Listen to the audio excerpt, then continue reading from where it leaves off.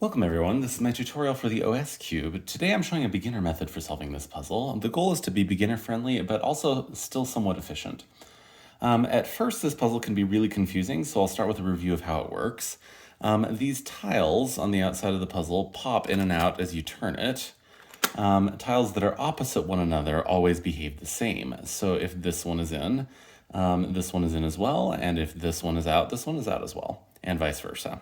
The behavior of these tiles is controlled by magnets that are located here where the pieces meet. You can see little colored circles inside the puzzle where the pieces meet. And the colors of the circles indicate which direction the magnet on that side of each piece points. So for example, this one is white and this one is purple. I'm not sure which color indicates north or south with the magnets, but it doesn't actually matter for the solve.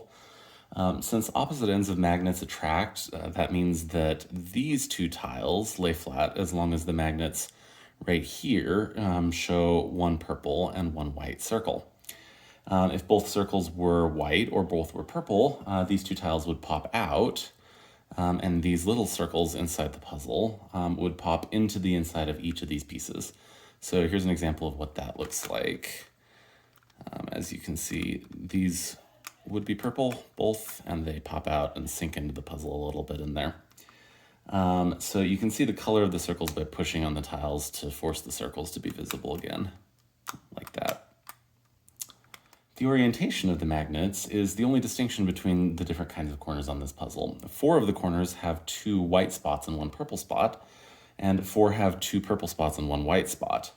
The pieces are otherwise indistinguishable. Since some pieces are completely identical to each other, this means that there are significantly fewer distinct states for this puzzle versus what you'd see with an ordinary 2x2. More concretely, an ordinary 2x2 has around 3 million states, whereas this puzzle has only around 6,000.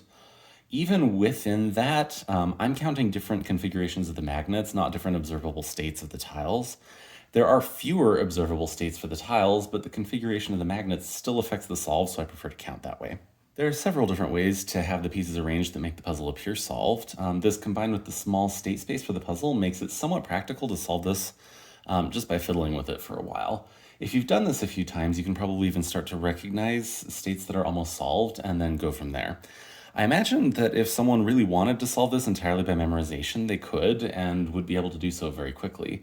My focus today, though, is on a slower and simpler method for solving this puzzle. It's more reliable than trial and error. Plain old trial and error actually works okay with this puzzle, but for those of you that want something more reliable, this is for you. I'm going to talk through the method first so you get a clear outline of what's going on, and then do some examples to show the whole process. Here's the outline of my solution approach. We'll be constructing this specific solve position where the 2 types of pieces are separated into halves. The ones with 2 purple cap magnets and 1 white cap magnet are on one side, and the ones with 1 purple cap magnet and 2 white cap magnets are on the other. To do the solve, you start by sorting the 2 groups of pieces into halves, and then you can rotate the corners for 1 layer to be oriented correctly while doing this, and then after that, you rotate the other 4 corners to be positioned correctly, and then you're done. Throughout this process, a central concern is dealing with the hidden information of how the magnets are oriented based on the behavior of the tiles. If you want to make it easier, you can just look in between the pieces and to see the colored caps to distinguish between the piece types and how they're oriented. But I'm going to show you how to infer that information without having to look inside the puzzle at all. I'll just walk you through the general technique first and then do some example solves so you can see how it works in practice. The cases that come up in each solve can vary a bit, so I'm hoping that talking through the general technique first before doing the examples helps everyone see what's going on. Most of the effort is in the organization. The only real algorithm to use is just this one for rotating corners. I'll show it on a traditional 2x2, so you have an easier time seeing what's going on. What you do is you do this twice, so once, twice. This rotates these 2 corners and these 2 corners. When rotating pieces in this first layer into place, you can just do that and not worry about the effects on these pieces up here. So you can just rotate this one, ignore these. If you need to rotate this one, rotate it, ignore these, etc. And then when you're doing the last layer, you'll usually want to rotate the pieces in pairs by rotating a corner here, like I just did, and then turning like this, then undoing the rotation algorithm, and then undoing the bottom turn. So this leaves just these two corners rotated, this one clockwise and this one counterclockwise. Yeah. And then if you want to rotate them in the reverse direction, just bring this one here first, rotate, and then put it back and rotate again. So like this. And then bring it over. And we're done. First, let's talk through how to build the bottom layer without worrying about where the pieces for the top are going. And then after that, I'll show you how you can actually organize this process a little better to avoid having to check quite as many pieces. And that way it'll look a little bit more like sorting the pieces into different groups instead of just building one. So starting with the scrambled piece, or the scrambled puzzle, I use the magnet that controls this tile as a reference to compare against when building the solution. And then I rotate this corner to check if it has two magnets that repel the one that controls this tile. Oh, there we go. In other words, two magnets that are the same as the reference one. And if that is actually the case, when rotating it, two of the sides will pop out when lined up opposite this one. And then if not, you can try again with a different corner. And then after verifying that a corner has two sides that pop out when lined up opposite this one, you can then rotate it so that the side that doesn't pop out is here, opposite the tile we used as a starting reference. This means that the magnet that controls this face is the same as the one that magnet that controls this face is the same as the one that controls this face, so then you can just rotate the bottom layer and repeat the process. Once you've found four corners this way, you'll have the whole bottom layer. So I'll show you what that looks like. So we have one tile popped out already. One tile popped in. One tile popped out. All right, so that means that this one does match one of the pieces that we want on the bottom layer. So I'm going to rotate it back so that this one's flush again, and then turn. And then I can repeat that 3 more times, and I'll have the whole bottom layer. Note that at the beginning, we don't know what kind of corner contains the magnet that we started with as a reference, but it doesn't actually matter. You can continue all the way around and replace that corner as well when you get back around to it. Once you've checked and oriented 4 pieces total, you'll be done with the bottom layer, and you'll have separated the piece types. The corner with the original reference tile just doesn't count toward the 4 pieces you need to check. All right, that's the technique you use to construct the bottom layer. If you're careful about which corner from the top layer you bring in and where you put the one that you're pulling out because it doesn't match, you can also separate out the corners for the top layer that you've already checked. So here's a helpful way to bring in new corners. Say you want to swap this one out because 2 of the faces are lying flat when placed here, instead of having 2 pop out. So reminder, that's when you're rotated, this side is the one you care about. You can switch it for another one just like this, up, rotate, and back down. And what this does is it rotates these 4 pieces. So by doing this, you can store away the pieces that you've verified you don't want in the bottom layer as well. Since you just rotate the bottom like this, when you find a corner that does go on the bottom layer, none of the corners you've rejected for the bottom layer move. So that's these 3 up here. So you don't have to try bringing them down again to check them. And as you go along checking corners, the corners for the bottom layer are going around here like this. These are the ones that you've solved. And then the ones for the top layer are going around here like this. Both loops for the piece types include this piece, but when you've found 4 of either type, you know the type of all the pieces because there are 4 of each of them. And if you've found 4 corners, so if you found 4 corners for the top layer, that'll mean all 4 of these go on the last layer, and then you can just bring in this last corner. So if all 4 of these go on the top layer, this last corner, you can just bring it in like this. So I'll undo that. I don't remember, doesn't matter.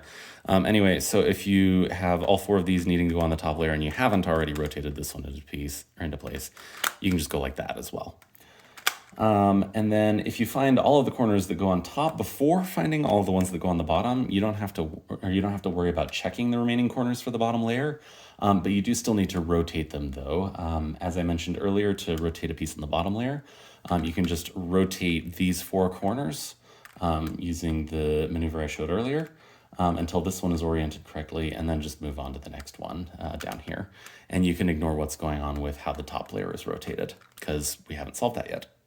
Regardless of whether you find all the top or bottom pieces first, once you're done placing and rotating the bottom layer, you'll have something like this, where the tiles on the sides of the bottom layer all lay flat. And then something you can use to check if that's correct as well is if you turn the bottom layer, the tile configuration on the top of the puzzle doesn't change at all.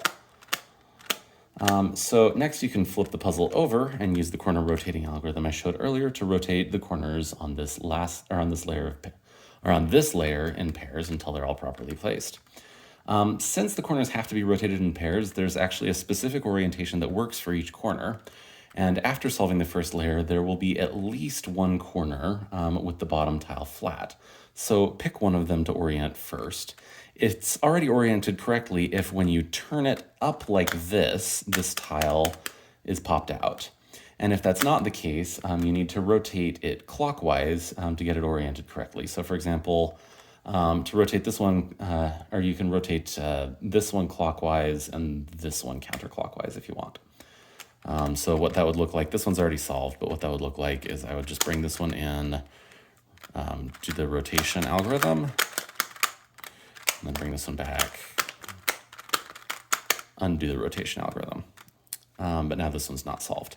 So let's see, if I bring this one up, no. All right, if I bring this one up, all right, so none of these are oriented correctly right now. So I'll do that again. I'll rotate this one clockwise, this one counterclockwise.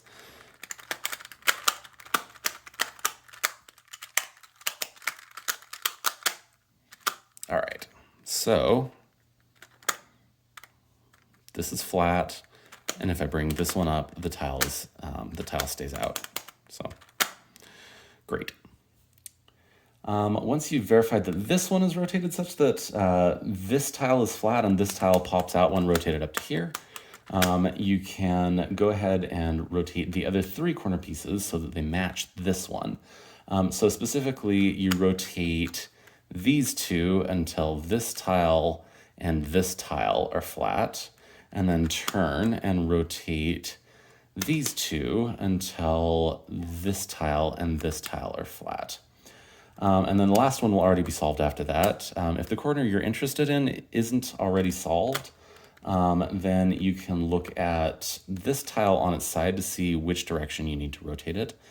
So if this tile is out, then you want to rotate it clockwise. And if it's in, you want to rotate it counterclockwise. So that's all there is to it. As I said earlier, managing the fact that the different kinds of corners aren't visually different is a central concern. Once you've separated them, it's just a matter of rotating them into place. There probably are a set of cases you can memorize for the last layer on this cube to do it quickly, just like you would on a normal 2x2, but the method I'm showing here is meant to be more accessible. It should hopefully be beginner friendly while still being fairly efficient. This puzzle comes with a bunch of cards for patterns you can try to create as well.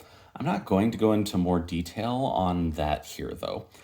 Creating patterns will be a little more involved than what I've shown here, but the idea of sorting the pieces and then rotating things into place will still be helpful. But you'll have to plan out how to arrange things to make the pattern and then make sure that the way you need things rotated with that specific configuration is actually possible. So trial and error is also a workable option for the patterns too, if you want to do that. All right, now let's work through a few solves so you can see this process in action. Okay, let's do the first example. So here's a quick scramble. All right, so just for convenience, so that I'm more likely to find one for the bottom layer, I'm going to start with one that has a tile out here. This one's my reference one, and then I'm going to rotate this one and see how many of these, when they're rotated into this position, have the tile pop out. So, all right, the tile's in. Tile's in, so this one goes on the top layer. Or actually, I think the way I showed in the tutorial is the other direction, so we'll rotate it that way. All right, so this tile's out. This is the one we're paying attention to now. 1, 2, 1, 2. That tile's out, so I'm gonna back it up. Now the tile's flush. So we found one corner, and then you'll note that this corner goes on the top because that was the one we found a minute ago that didn't match the bottom. All right, rotating. Let's just rotate this and see what happens. All right, we've got a tile out, another tile out. All right, tile in. So that's 2 corners for the bottom, and then we still have 1 for the top. All right, this one has 1 tile out, 1 tile in, 1 tile in. So, all right, so now we have 2 for the bottom right here and 2 for the top right here. This tile's in, this tile's out, this tile's in. All right, 3 for the top, 2 for the bottom. This tile's out,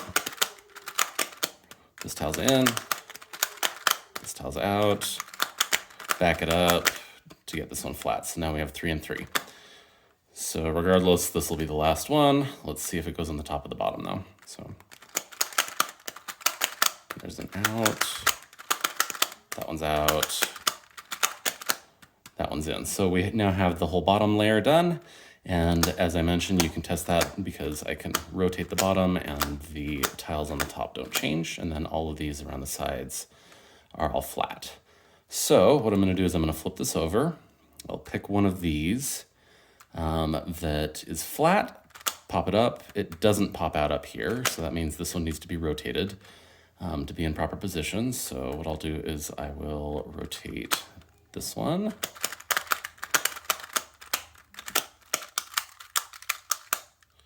All right, now this is flat still, and then I bring it up and this one is out. So this one's good to go. All right, next, this one's out, which means I need to rotate it, I think it was clockwise, so I'll do this.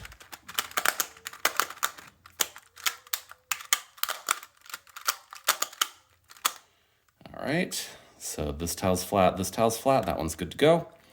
Now we just have to rotate these 2. This tile's out, so this one needs to go clockwise again. So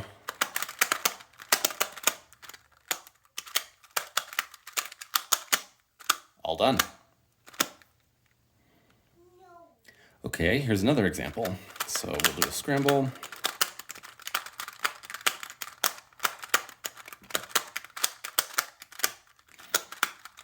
Okay, that's probably plenty. Again, I'll use this one as a reference. So that's 2 tiles out already. It's flat, we have a corner for the bottom. This tile's out, that tile's in, that tile's out.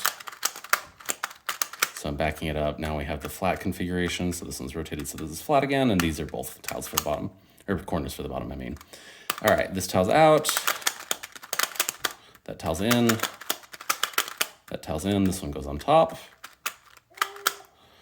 All right, this tile's flat, this tile's out, this tile's out.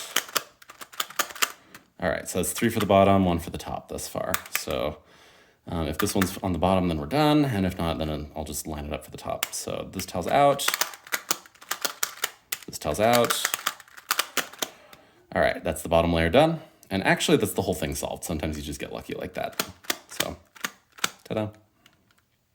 All right, here's another example. We'll do scramble.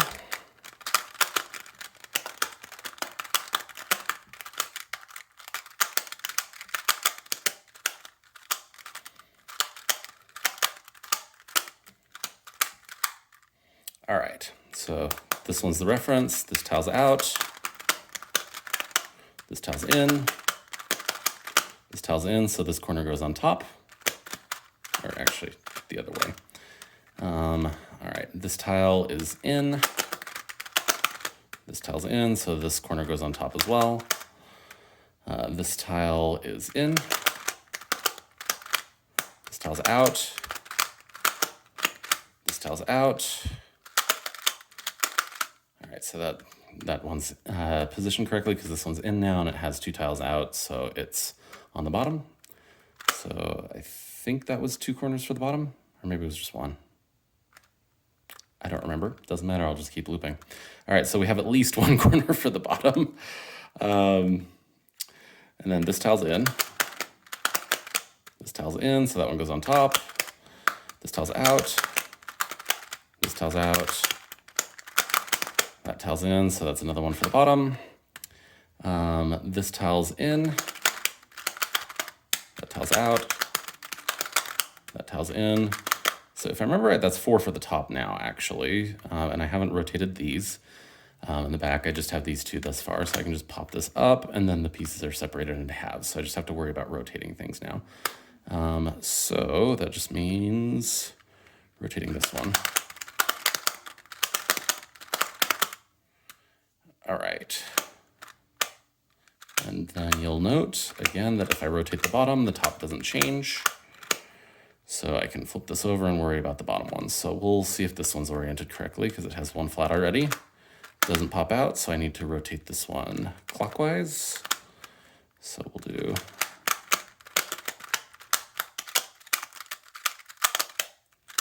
All right.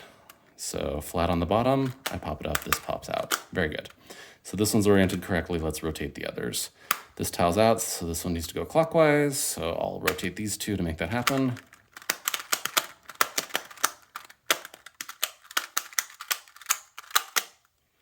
And we're done, because the last 2 just lined up. Okay, and we'll do another example here. Let me scramble it.